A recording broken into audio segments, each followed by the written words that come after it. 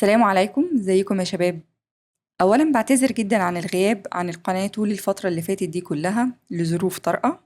وبإذن الله هنكمل المحتوى بتاع السلسلة بتاعتنا النهاردة. ووعدكم انكم هتخرجوا من الحلقة دي واخدين خبرة ال10 سنين اللي اخدتها في مجال الفريلانس. يلا بينا. قبل ما نبدأ يا شباب، ما تنسوش اللايك بتاعكم الجميل وتشتركوا في القناة وتفعلوا جرس التنبيهات. يلا بينا. محتويات حلقة النهاردة: أنواع مواقع العمل الحر، هما نوعين هنتعرف عليهم كويس ونفهم تفاصيلهم مع بعض. الفرق بين المواقع العربية والإنجليزية، عيوب ومميزات أشهر مواقع العمل الحر، وإزاي نختار موقع مناسب لينا علشان نبدأ عليه.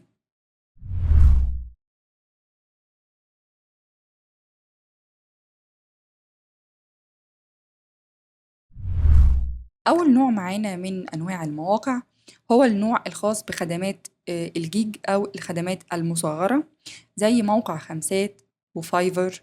وطبعا مش عايزين نذكر كل شوية إن فايفر مقاطعة يا جماعة، لأنه موقع انتوا عارفين.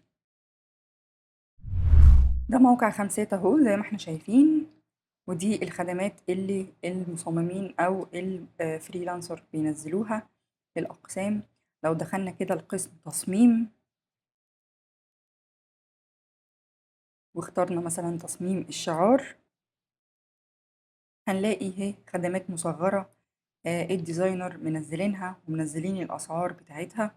في اهو هنا بيبدأ من 20 دولار، يبدأ من 10 دولار، من 50، وهكذا.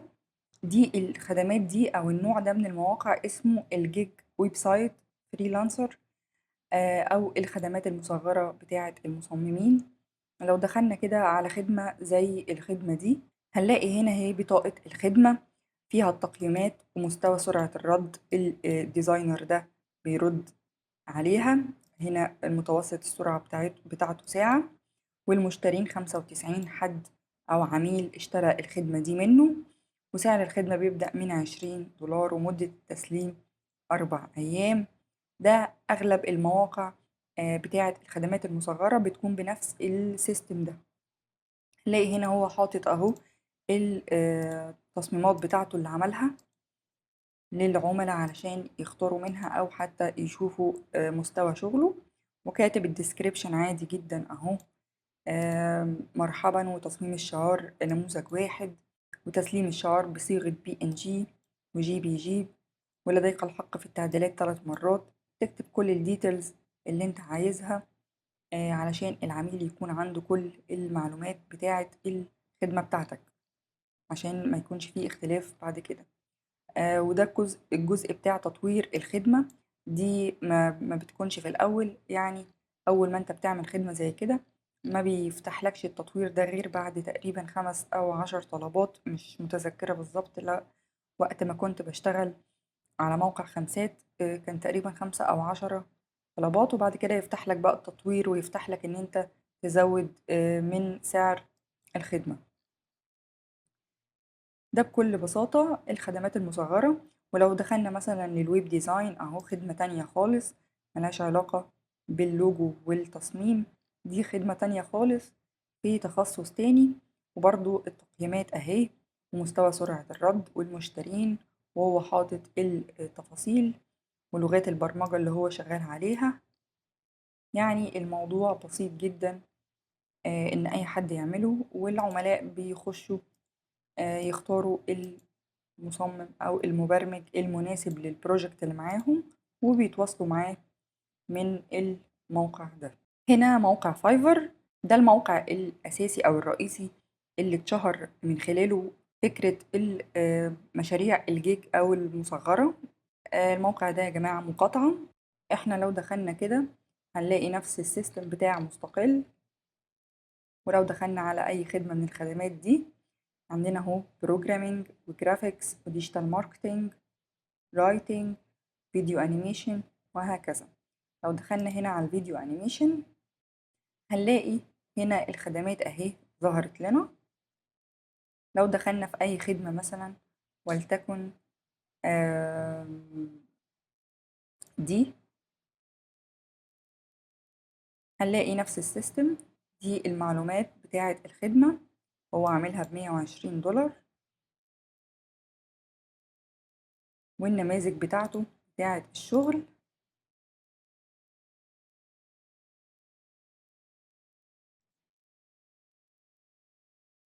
والديتيلز بتاعة الجيج اهي، نفس الكلام بتاع مستقل بس مستقل بالعربي. انا مش عارفة هنا ضافوا اللغة العربية ولا لأ. لأ برضو ما ضافوهاش. وهنا عامل حاجة زي الباكجز كده، العميل بيختار منها على حسب هو عايز ايه بالظبط. يعني هنا color editing،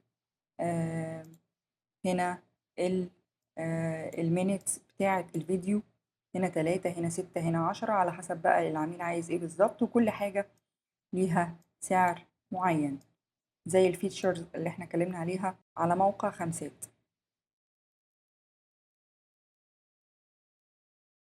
لو دخلنا شفنا كده مثلا اللوجو ديزاين برضو،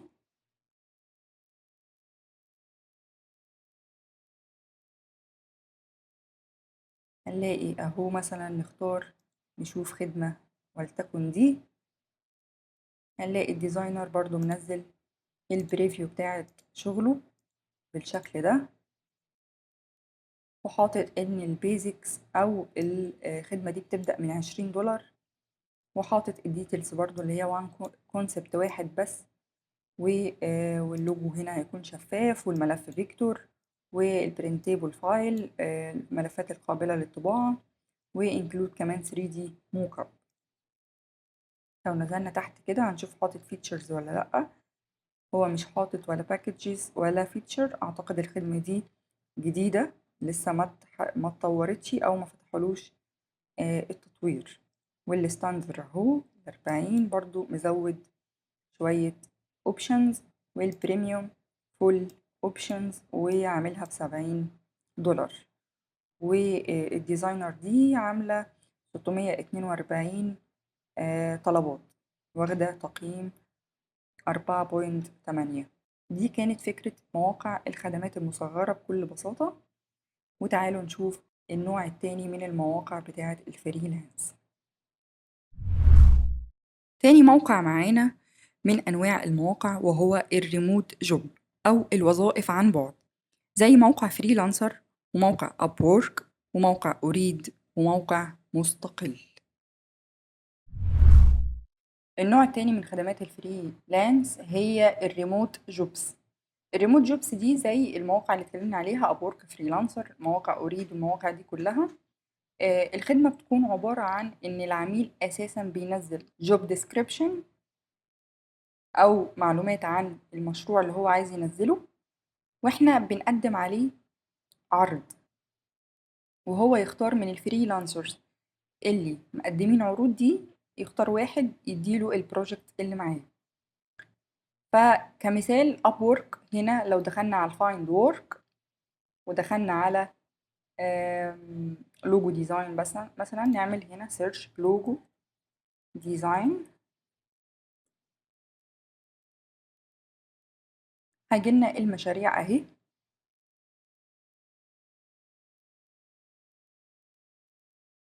لو دخلنا على البروجكت ده عايز براندنج باكج، بيكون حاطط الديتيلز بتاعة المشروع اللي هو عايزه هنا، واحنا بنعمل ابلاي على البروجكت من هنا. هو كاتب هنا ان هو عايز التخصصات اللي هو عايزها: جرافيك ديزاين، لوجو ديزاين، براندنج، تايبوجرافي، كولر ثيوري. فده باختصار النوع التاني من انواع المشاريع بتاعة الفريلانس.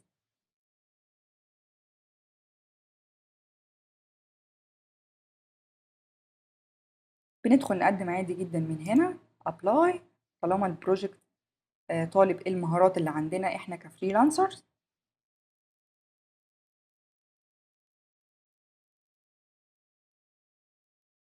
بنضيف المبلغ اللي احنا عايزينه، هنا هو حاطط 1100، بنضيف المبلغ اللي احنا عايزينه لو كان اقل او اكتر، وبنعمل التايم اللي احنا هنسلم فيه المشروع. وبعد كده بنكتب الديتيلز او البروبوزل بتاعنا هنا، يعني بتقوله بتعرفه على نفسك، وبعد كده بتديله لينك مثلا لشغلك أو بتقول له تفاصيل البروجكت اللي هو عايزه ده أنت هتخلصه إزاي وتسلمه إيه بالظبط. فده كان الفرق بين الجيج ويب سايت فريلانسر والريموت ماركت بليس للفريلانسر. من أمثلة مواقع برضو الريموت جوب موقع فريلانسر اللي أنا اوريدي بشتغل عليه من سنين. برضو نفس الكلام، بيكون المشاريع أهي العملاء منزلينها.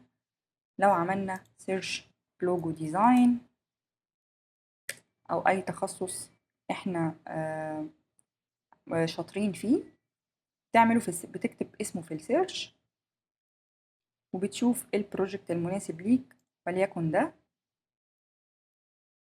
هنا العميل حاطط اهو الديسكريبشن برضو بتاعت المشروع اللي عايزه، وحاطط المبلغ اللي هو متارجته او البادجت بتاعته اللي حاططها للمشروع ده. وهنا بيكون الديتيلز بتاعت العميل ذات نفسه، هو منين، هنا من الهند اهو ومش واخد ولا تقييم، يعني عميل جديد. والديتيلز بتاعت الدفع بتاعته مش مفعلها لسه. بتضغط هنا بتكتب الرقم اللي انت هتقدم عليه للبروجكت ده، وبتكتب هنا الديتيلز، وبعد كده بتعمل بليس بيد من هنا. موقع تاني برضو عربي اسمه مستقل، برضو بيقدم نفس الموضوع بتاع الريموت جوبز. لو ضغطنا هنا على تصفح المشاريع، طبعا ده موقع عربي وكل المشاريع فيه بالعربي والعملاء كمان موجودين فيه بالعربي. لو دخلنا هنا على المشاريع وكتبنا هنا في السيرش تصميم شعار، ضغطنا انتر،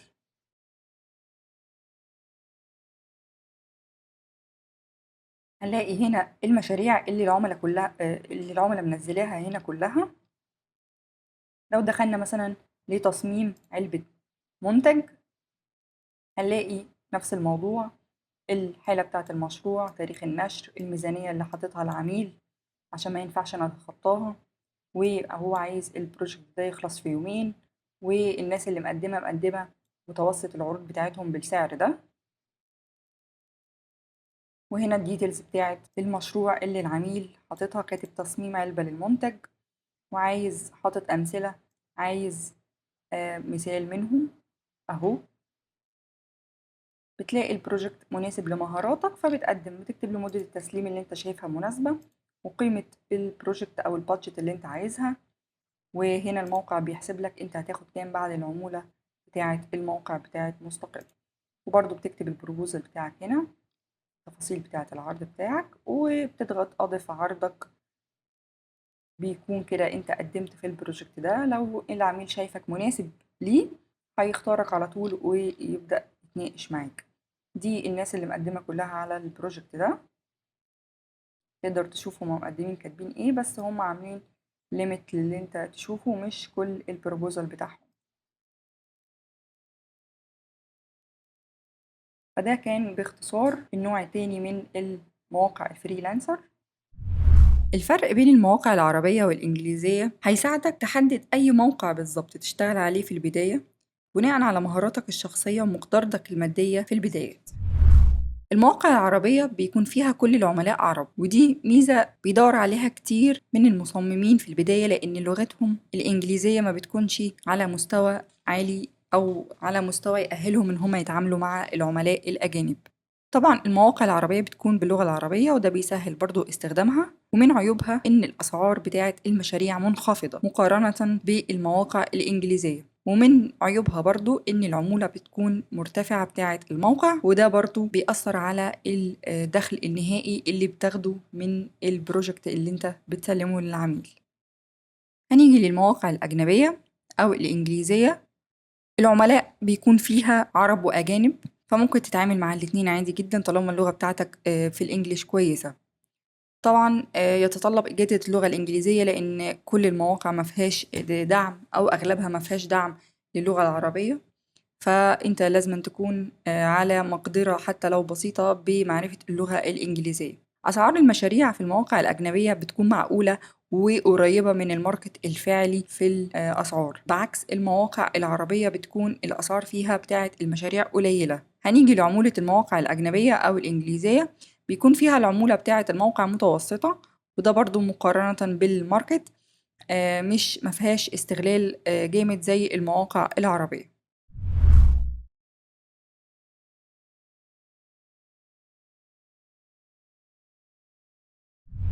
يعتبر أبورك من أشهر المواقع العمل الحر حاليا عالميا. أبورك أنا شغالة فيه من سنين كتير قوي، ما كانش فيه كل البروسيس اللي عملوها أو الخدمات اللي عملوها المدفوعة الموجودة حاليا. هما يعني عقدوا الموضوع شوية يعني مؤخرا.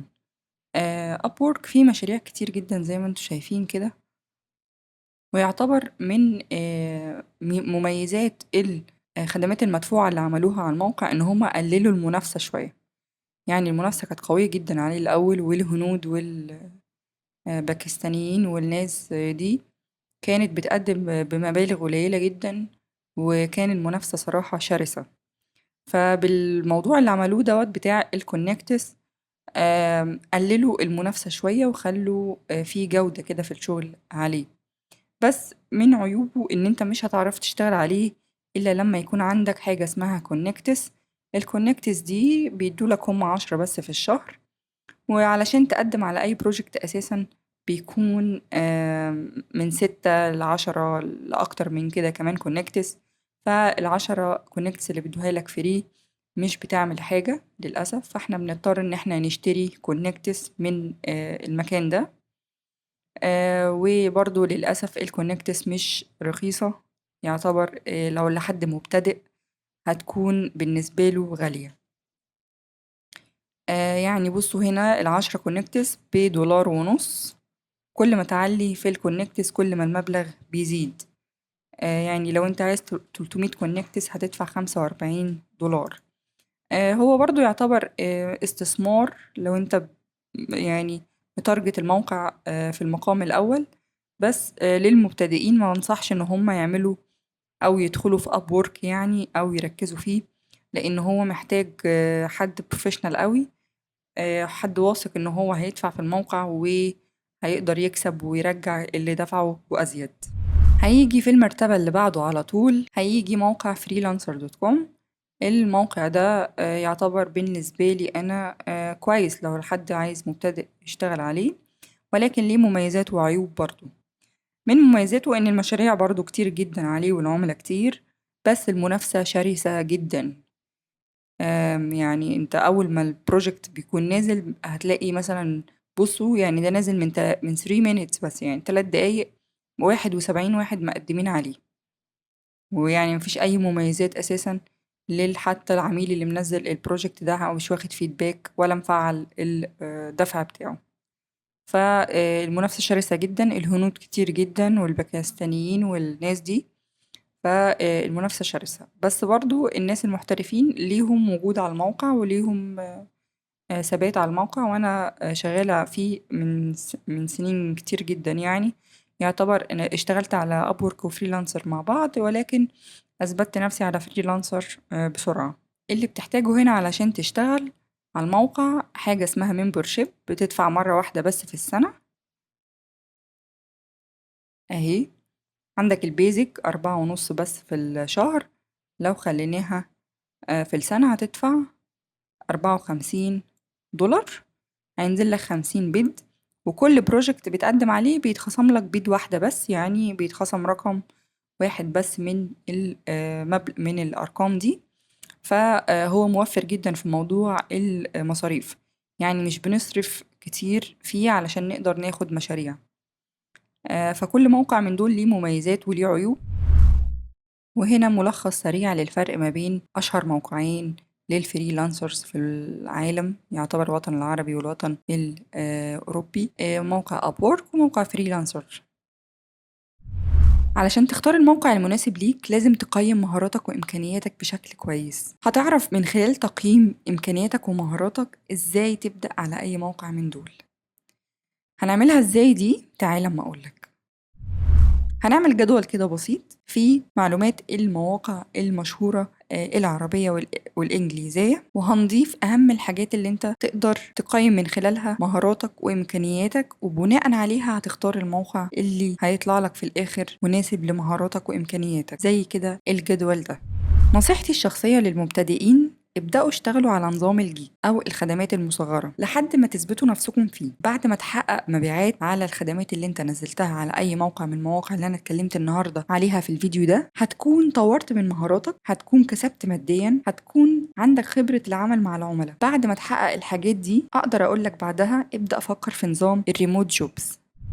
وبكده نكون وصلنا لآخر حلقة النهاردة. أتمنى يكون الشرح أفادكم وكان بسيط وواضح. لو عندكم أي استفسارات أو أسئلة أو اقتراحات ممكن تسيبوها تحت الفيديو، وبإذن الله هرد عليها في أسرع وقت. سلام.